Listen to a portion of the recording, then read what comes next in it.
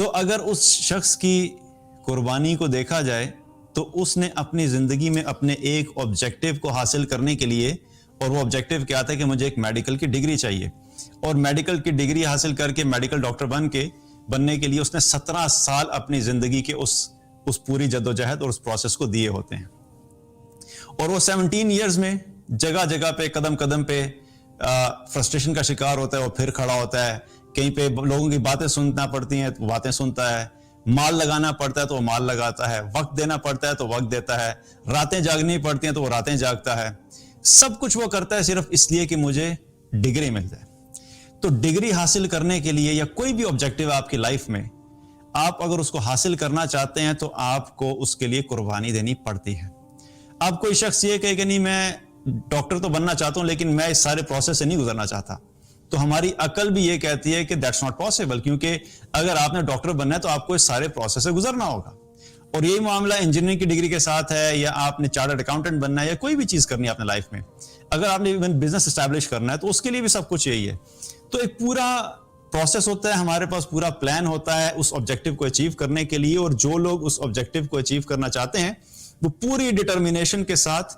ہر قربانی دینے کے لیے تیار ہوتے ہیں، اور وہ اپنا آبجیکٹو کسی بھی کاسٹ پہ اچیو کرنا چاہتے ہیں۔ اسی طریقے سے اگر ہم اپنے دین کے معاملات کا جائزہ لیں تو ہم میں سے اکثر لوگوں کی ایک خواہش ہوتی ہے کہ ہمیں اللہ کی محبت مل جائے، ہمارے زندگی میں اللہ کی اطاعت آ جائے، ہماری زندگی میں رسول اللہ صلی اللہ علیہ وسلم کی محبت آ جائے، ہم رسول اللہ صلی اللہ علیہ وسلم کی زندگی کے مطابق اپنی زندگی گزاریں، ایک خواہش ہوتی ہے۔ اور اسی خواہش کو اگر آپ آبجیکٹو کی شکل دے دیں کہ میری زندگی کا جو مقصد ہے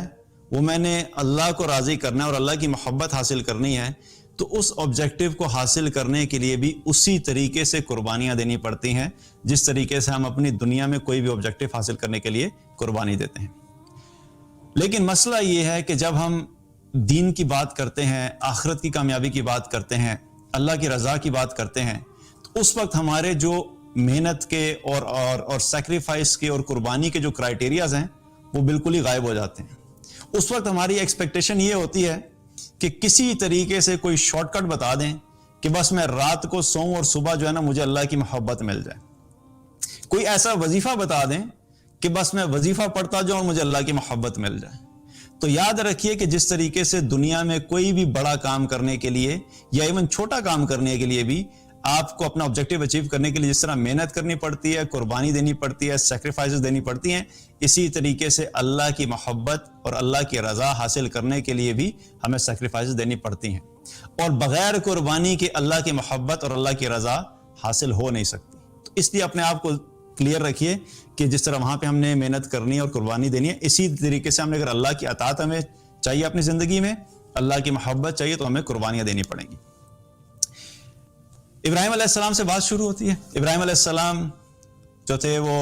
اللہ تعالیٰ نے جب ابراہیم علیہ السلام نے جب اللہ کی طرف لوگوں کو بلانا شروع کیا تو اس وقت لوگ شرک کیا کرتے تھے، اور انہوں نے جا کے لوگوں سے کہا کہ جن بتوں کی تم پوجا کرتے ہو ان کی پوجا مت کیا کرو، صرف ایک اللہ کی عبادت کرو، ایک اللہ کی بندگی کرو، وہی تمہارا مالک ہے، وہی تمہارا خالق ہے، وہی تمہارا رازق ہے،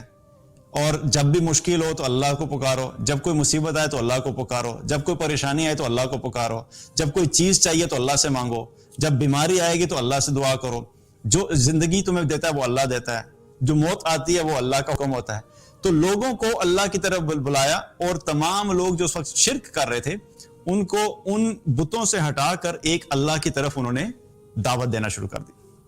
تو اس دعوت کا نتیجہ کیا ہوا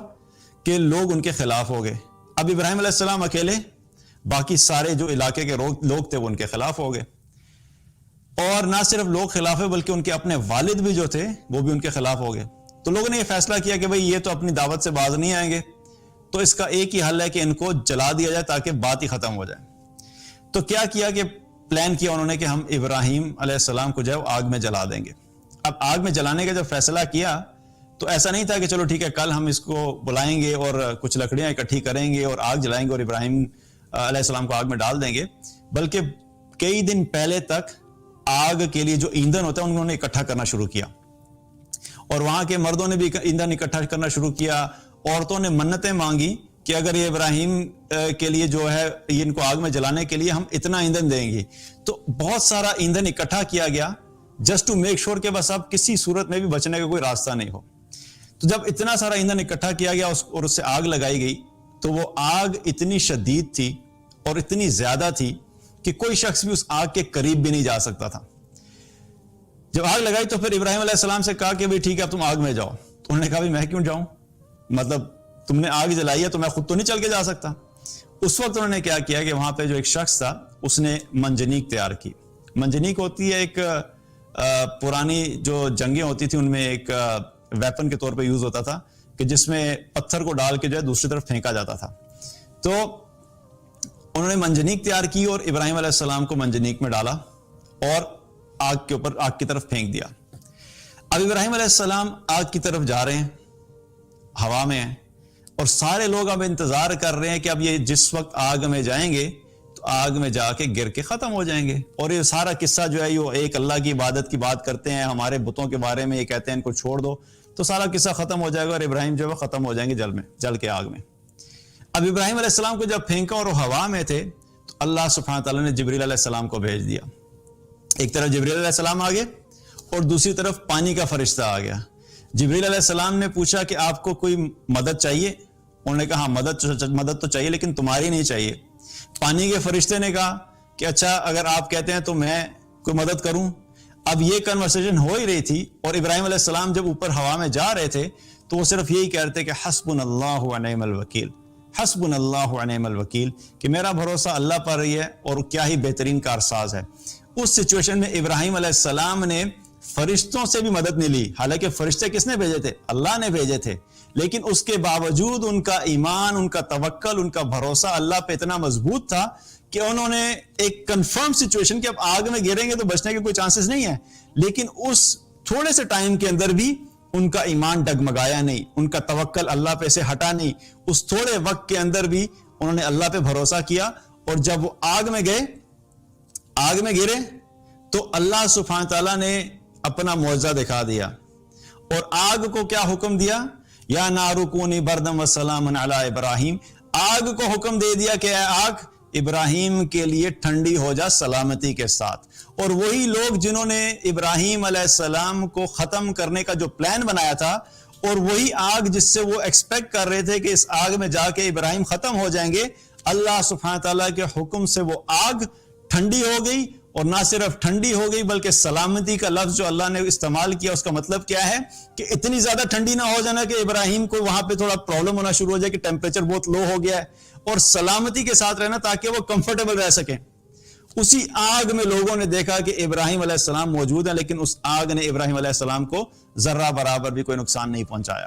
تو کیا پتا لگا ہمیں کہ جب انہوں نے اللہ پہ توکل کیا تو اللہ سبحانہ وتعالی ایک ایسی سچویشن جو کہ ہمارے لیے امپاسبل ہے, جس سے نکلنے کا ہمیں ظاہری طور پہ کوئی راستہ نظر نہیں آ رہا, لیکن اللہ تعالیٰ اتنی طاقت رکھتا ہے کہ وہ امپاسبل کو بھی پاسبل کر سکتا ہے. تو ابراہیم علیہ السلام نے یہ دعوت شروع کی, یہاں سے سلسلہ شروع ہوا. تو پہلی آزمائش آئی, پہلی آزمائش کہ جب انہوں نے اللہ کی طرف بلانا شروع کیا تو لوگوں نے کیا کیا, انہیں آگ میں پھینک دیا. تو یہ پہلا امتحان تھا,